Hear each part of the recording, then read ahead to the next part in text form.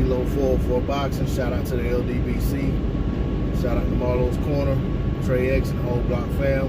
Hey, and shout out to my subscribers. Those who support the channel, those who come through, even if you don't do nothing but come through and hit the like button. I just want to say shout out to you. You know what I'm saying? You guys motivate me to keep putting in time to make these videos. So I'm gonna keep doing it. All right, so I just want to talk about for a minute about this Triple G situation with Derevyanchenko. We all know Triple G fought Derevyanchenko. The fight, and, you know, from my vantage point, I gave Derevyanchenko 9 rounds to 3. He had a knockdown, so that took a point away from him. But you know, ultimately, I didn't feel like the fight was close. I felt like Derevyanchenko won the fight going away. I'm not the only one. There's been a lot of rumblings. The fans even booed Triple G at the event, at the announcing of the him as the winner. And there it is, a great opportunity for him to turn around and say, okay, you know, he made a bunch of excuses. I was sick, so forth and so on. Well, the opportunity is there to rematch this guy and, you know, put it to bed and say, hey, you know what I'm saying, I was sick. I'll come into the rematch 100% and or closer to 100% and I'll silence these critics. But none of that from Triple G. None of that from his handlers. You know, and even Eddie Hearn and the people on the zone making excuses for Triple G's performance. I mean, the reality is the man got beat. You know what I'm saying? And regardless of what the scorecard read, you know what I'm saying, my vantage point, the way I feel about it, I felt like the scorecard was already filled out. All they had to do was write their names on it. But, you know, it is what it is. You know, I look at it like this. You know, when Floyd Mayweather fought tough fights, there was pressure on him to go back and run them fights back. You know, it was all this hoopla about, you know, oh, he lost that fight, this and the other, so he ran it back and cleaned it up. You know, but you got a guy like Triple G who's been overhyped his whole career. You know, get in a close fight against a guy that he ducked 2 times. He ducked him to fight Vanes Martirosyan, and then he was told he had to fight him or lose his belt, and he basically avoided him again and went ahead and fought that Canelo rematch. And, you know, my thing is, I know that's Canelo, so people can say, well, how can you avoid anybody and fight Canelo? You know, Canelo's a tough fight. Well, the reality is, you know, if you're a champion and you claim that you want to be undisputed, you're not dropping no titles. I mean, I'm sorry. That's just the way I feel about it. If you're one belt away from being undisputed, you're not dropping no titles. You're going to go ahead and fight that man, even if you got to fight 2 fights in close proximity to each other. You know, so that was a duck in my opinion. And then he finally comes around and has to fight the guy after he gets all this money. And we saw how the event played out. And then the excuses ensued. So, you know, that said, I don't think Derevyanchenko will ever get a rematch with Triple G. Nor do I think Derevyanchenko will ever get a fight with Canelo. It's just one of those things. But and keeping with what I'm speaking about, you know, let me say this.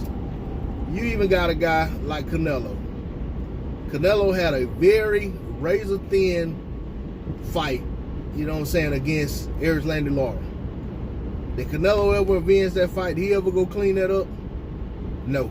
I mean, not avenge. I mean, did he ever rematch?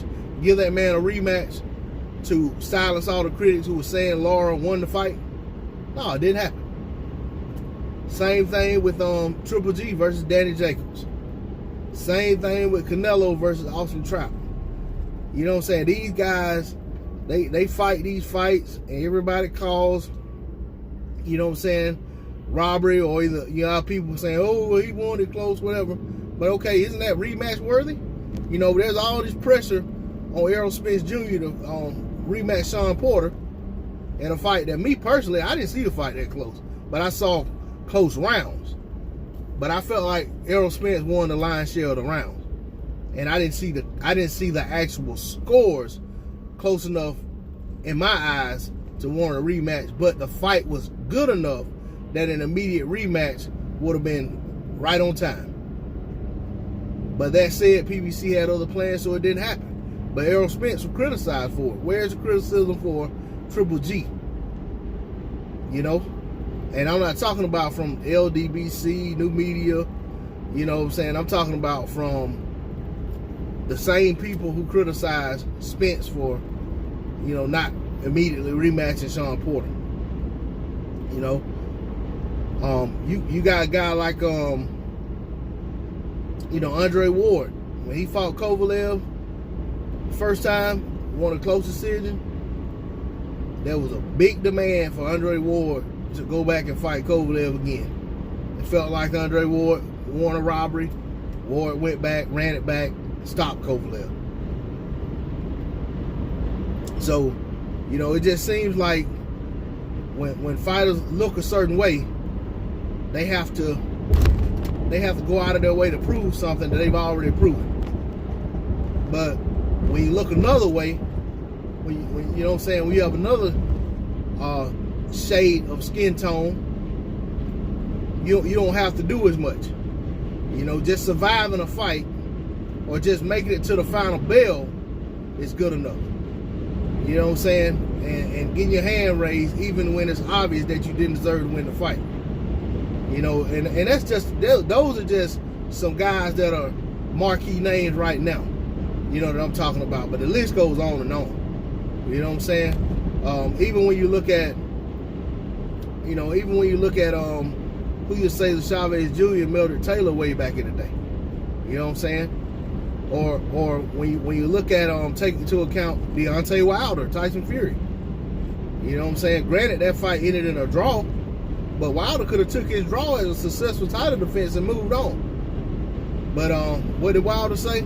Hey, we run it right back. But there was criticism that Wilder may be the one who don't want any more smoke with Fury. But then Fury ran from the rematch.